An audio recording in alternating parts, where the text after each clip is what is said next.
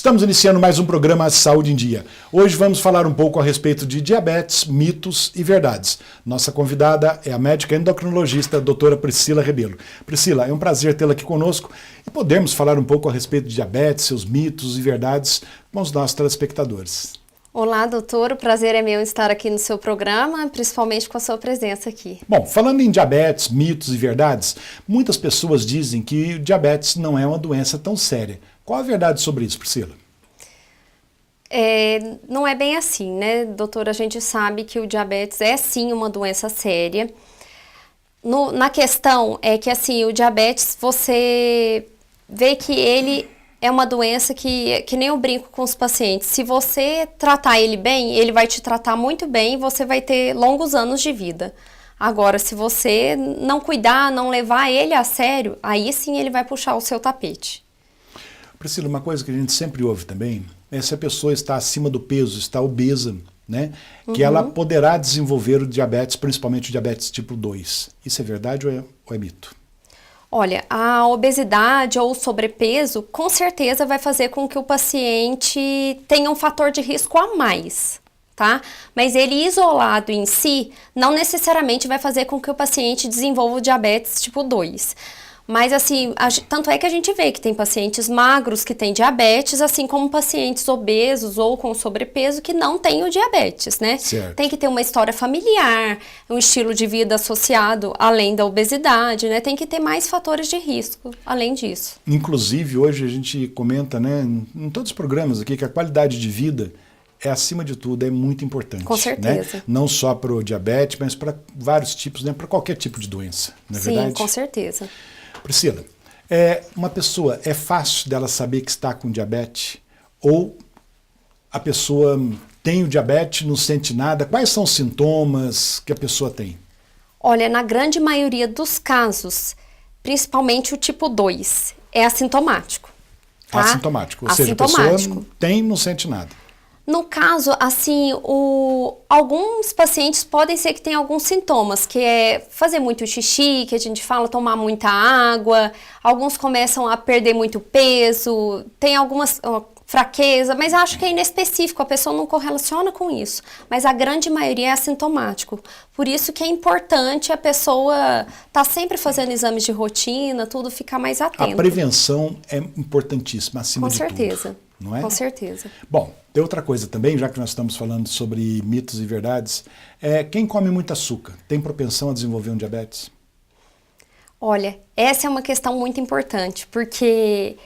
Ou muito açúcar ou muito doce, né, digamos assim. Isso, de forma geral a gente fala assim, a taxa, na verdade, assim, o açúcar em si não seria bom para ninguém. O excesso de tudo não é bom, né, para ninguém. A moderação a gente tem que ter para tudo, assim como o sal.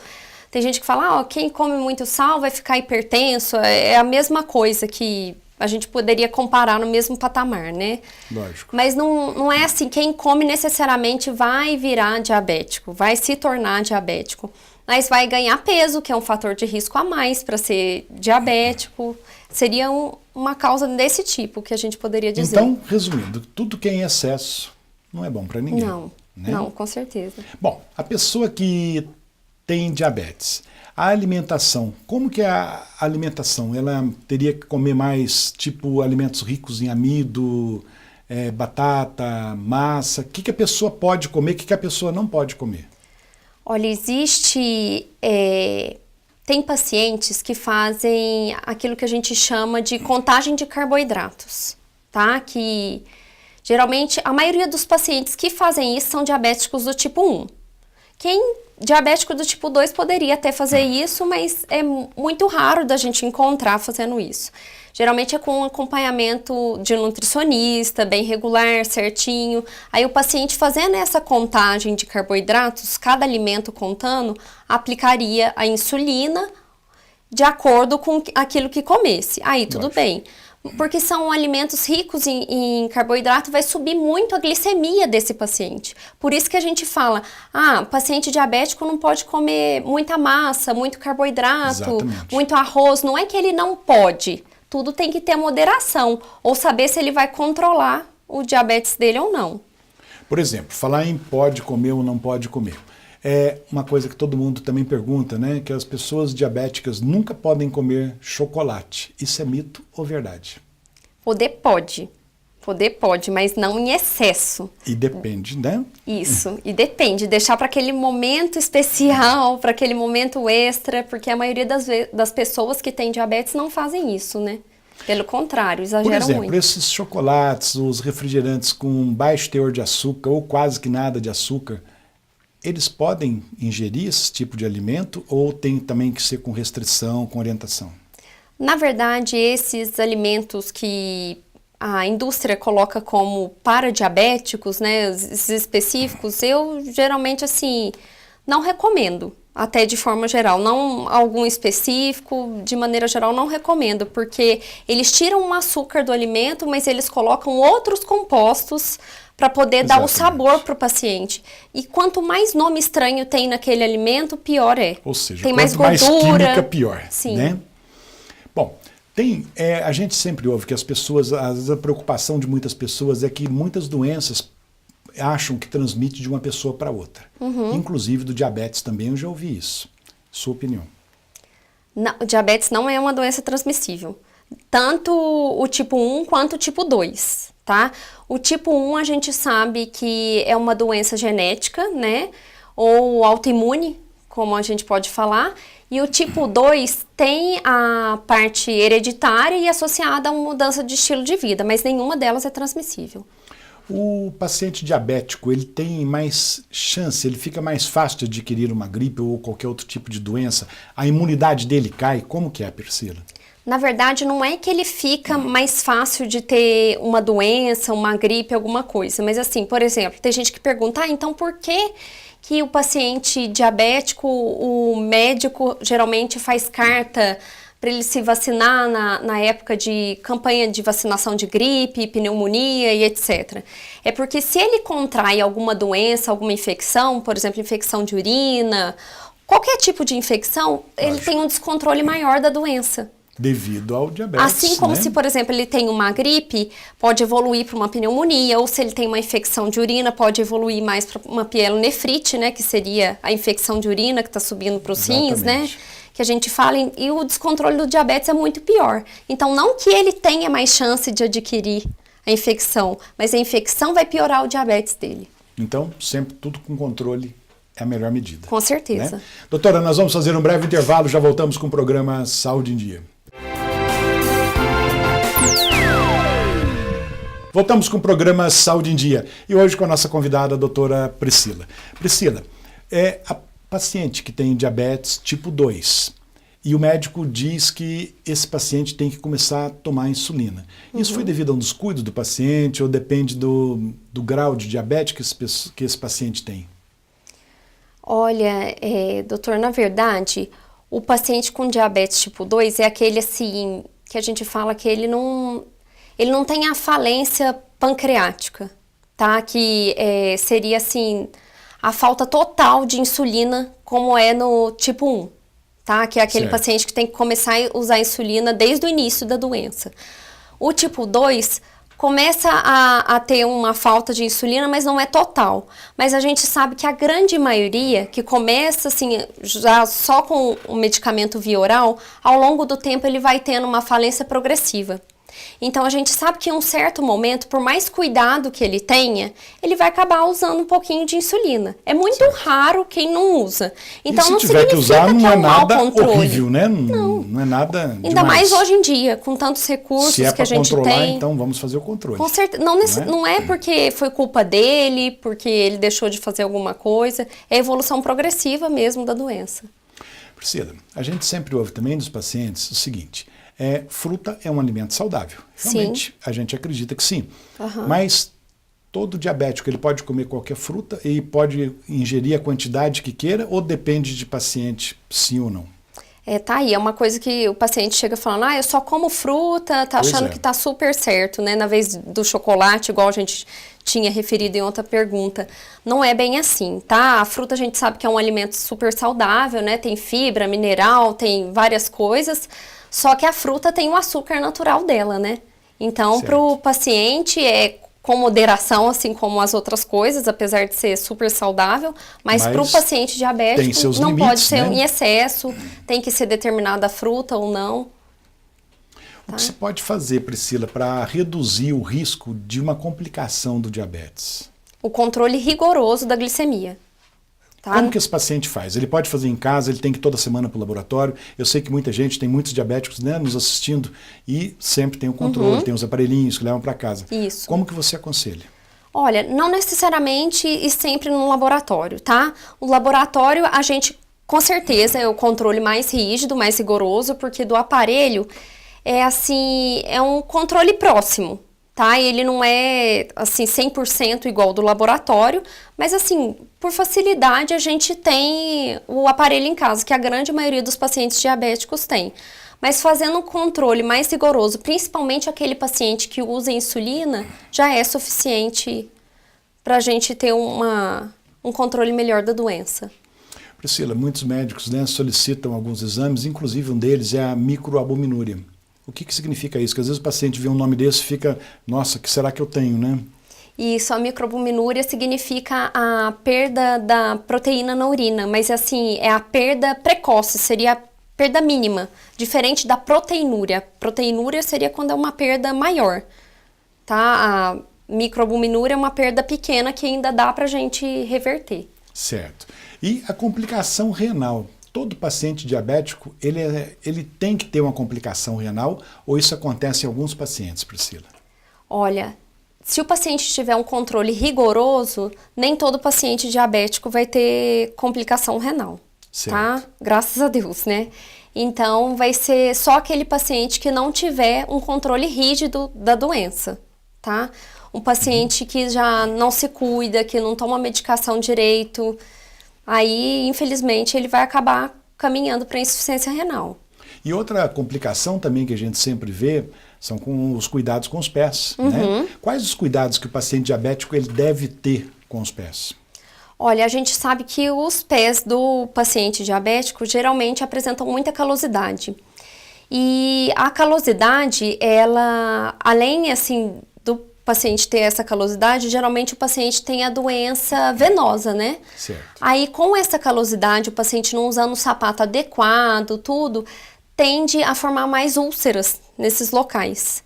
Então, o paciente, assim, eu falo não é para deixar ficar indo qualquer pedicure, cuidar do seu pé, tudo, é para ir num podólogo mesmo, né? específico, sim, calçar sapato confortável, sabe, evitar de ficar andando descalço. Sabe, eu falo assim, mesmo quem mora em casa, mexer no sapato dentro, ver se não tem uma pedrinha, um bicho, alguma coisa. Tudo que puder evitar para não machucar, é tudo claro. melhor, né? Priscila, por que a gente ouve às vezes falar a preocupação de muitos pacientes com diabetes é a famosa amputação? Por que acontece isso? Olha, no caso, a amputação, ela seria assim, a falta da circulação naquele determinado local, né? Pode ser de um dedo, pode ser do pé inteiro, a caso de ser a perna toda, né? O paciente diabético já tem a doença venosa, né? A arterial periférica, que a gente fala, né?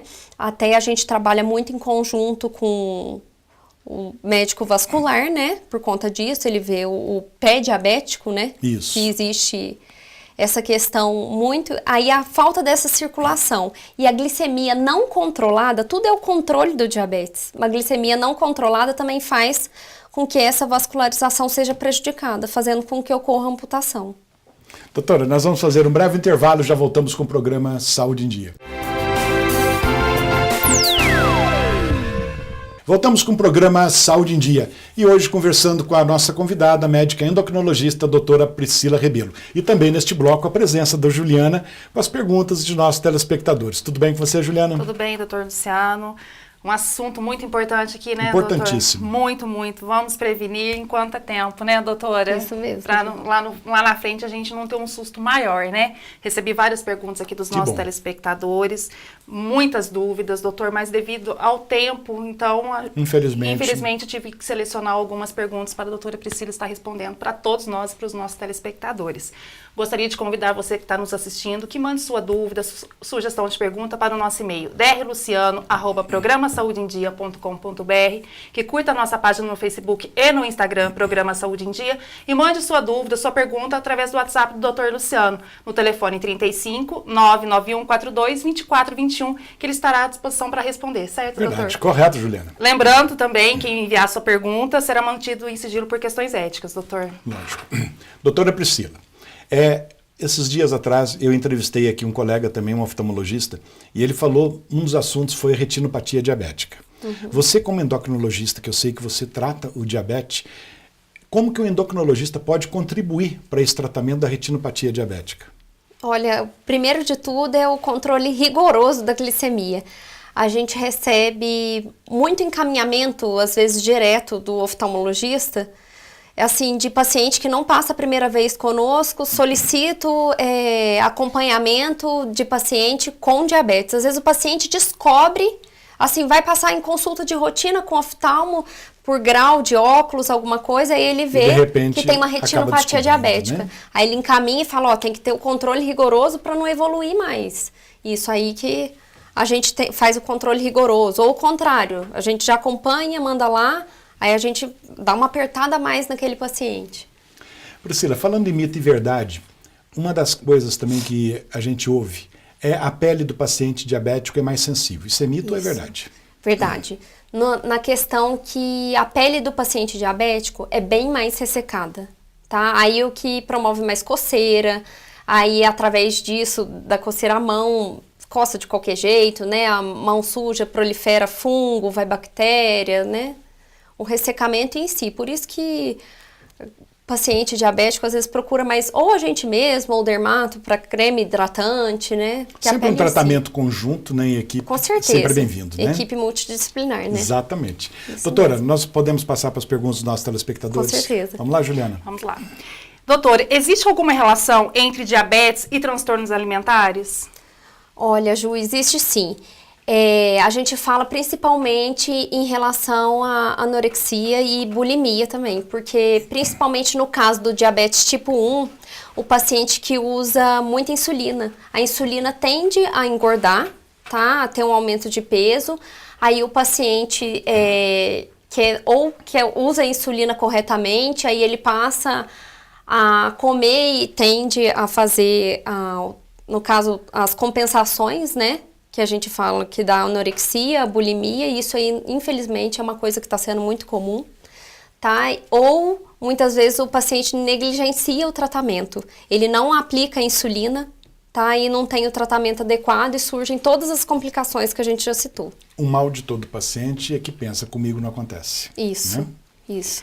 Quais os sintomas oculares do paciente diabético, doutora?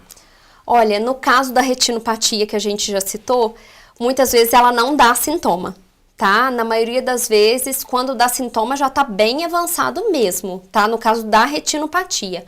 Mas o que é a parte ocular mais comum do paciente diabético. Mas ele pode ter outras partes oculares também. Ele pode ter a catarata, pode ter o glaucoma. Então vamos cuidar, né? Exatamente. Prevenir. Vamos prevenir, né, Juliana? Com certeza. Doutor, o que o paciente com diabetes deve saber sobre os seus olhos? Olha, assim, a visão é tão importante, né? Ele deve saber que, assim, se aparecer qualquer coisa, ele tem que fazer o controle no mínimo anual, tá? No caso, assim, se tiver um acompanhamento com um bom especialista, ele vai ser encaminhado pelo menos anual, mas se não tiver... Porque geralmente ele quer, aquele que usa óculos, alguma coisa, quer ir só para ver o grau dele. Exatamente. Ele não quer ver a outra parte. Ou ele esquece de informar. Nem pensa que tem outro tipo de problema. E ele tem que ter o cuidado ocorrer, de informar, né, o oftalmo dele. Olha, eu sou diabético. Exatamente. Tá? Informar um detalhe, né? Porque às vezes naquela correria, o especialista, o oftalmologista, acaba não fazendo um exame cuidadoso. Ou se ele sentir qualquer sintoma precoce, como uma visão turva, mancha, que seja, qualquer coisa assim, um embaçamento, tem que procurar o mais rápido, ou o endocrinologista para fazer o encaminhamento, ou de preferência já direto ao oftalmologista. Muito bom. Como prevenir as complicações oculares, doutora Priscila? Com o controle glicêmico rigoroso. Acima de tudo, acho que para toda complicação seria isso. O controle é acima de tudo e a prevenção. Isso, né? com certeza. Doutor Luciano, por hoje foram essas perguntas dos nossos telespectadores. Gostaria de agradecer a participação de vocês, a audiência. Mande suas dúvidas, suas perguntas para o nosso e-mail drluciano@programasaudeendia.com.br. Não esqueça de curtir nossa página no Facebook e no Instagram, Programa Saúde em Dia. E mande suas perguntas, suas dúvidas pelo WhatsApp do Dr. Luciano no telefone 35 99142 2421. E até a próxima semana, doutor, se Deus quiser. Né, Juliana? Doutora, antes de encerrarmos, eu gostaria que você, se possível, desse uma dica de alimentação. Por exemplo, quais aqueles alimentos que realmente são proibidos mesmo, que o paciente diabético não deva comer, não deve ingerir? Olha, para o paciente diabético tipo 1, vou separar um pouco em categoria, tá? O diabético tipo 1 pode comer de tudo, contanto que ele tenha aquela contagem de carboidratos. Aí falar assim, como ele vai fazer essa contagem? No caso, ou o endocrinologista pode ensinar ele a fazer, ou um nutricionista bom, que esteja um acompanhamento em conjunto com o endócrino mesmo. Um nutricionista adequado poderia ajudar. Agora, o tipo 2 já não pode comer de tudo, porque o mecanismo dele é diferente. Ele já vai adquirir o peso, ele não vai fazer essa contagem corretamente, tá? Então, assim, alimentos muito calóricos, por conta do aumento do peso, que vai agravar mais a glicemia. É mais isso, aquele que tem muito carboidrato, que não pode tanto. Não é que não pode, não ter o excesso, né? Fica a dica, né, para os pacientes. Isso. Doutora, eu gostaria que antes de encerrarmos, então, que você deixasse uma mensagem para os nossos telespectadores, pode ser? Claro. Eu acho que, antes de tudo, a gente ficar atento, principalmente assim, se você tem algum membro na sua família que tem algum tipo de diabetes, algum familiar, principalmente de primeiro grau, né, que a gente fala, os pais, algum irmão, os avós, tanto do lado do pai, da mãe, que tenha diabetes, mesmo que você não sinta nada, independente da sua idade, faça pelo menos uma glicemia de jejum a cada 6 meses, tá? Eu acho que é o mínimo que a gente pode fazer. Se você tem algum sintoma, então, seja ele inespecífico, acho que não custa, faz parte do exame de rotina, tá? Não esperar sentir nada. Porque a maioria das vezes não tem sintoma mesmo. E a gente está vendo que o número de brasileiros está crescendo cada vez mais com diabetes. Então, acho que não custa, porque prevenir é o melhor remédio. Né? Exatamente. Doutora Priscila, muito obrigado pela presença. Juliana, muito obrigado. E antes de encerrarmos, eu gostaria de deixar uma frase que eu gosto muito, né? Uma frase minha, que não importa as dificuldades do caminho. O mais importante é saber quem está apto a passar por ele. Chegamos então ao final de mais um programa Saúde em Dia. Fiquem com Deus e até a próxima semana.